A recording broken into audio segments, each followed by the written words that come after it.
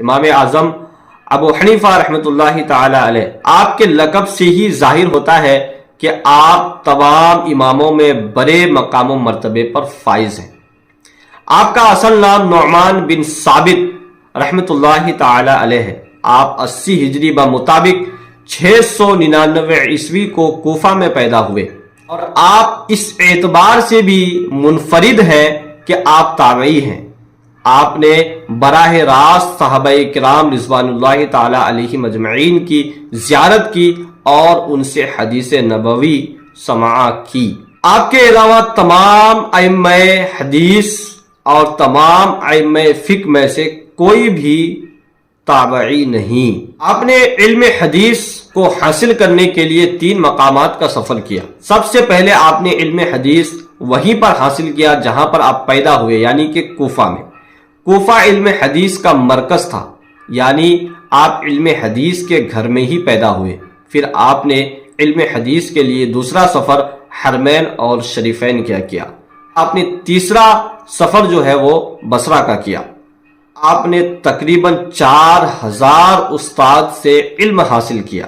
ایک مرتبہ امام شافعی رحمۃ اللہ تعالی علیہ اور امام اعظم رحمۃ اللہ تعالی علیہ کے شاگردوں کے درمیان اس بات کو لے کر اختلاف ہوا، جھگڑا ہوا کہ آپ کے امام بہتر ہیں یا ہمارے امام بہتر ہیں۔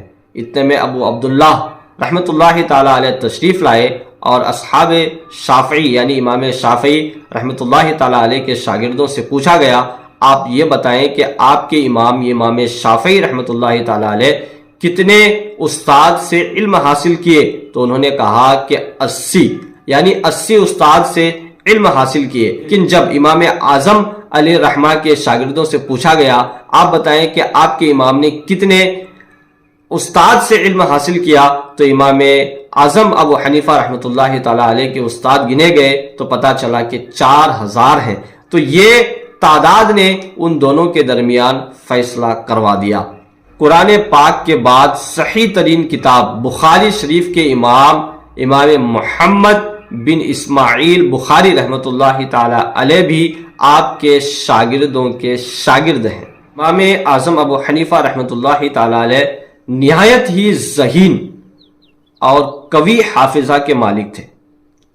آپ کی فہم و فراست، حکمت و دانائی مشہور تھی۔ ائمہ حدیث آپ کا تذکرہ کرتے ہوئے کہتے ہیں کہ ایک طرف یہ علم کے سمندر ہیں تو دوسری طرف زہد و تقوی کے پہاڑ ہیں۔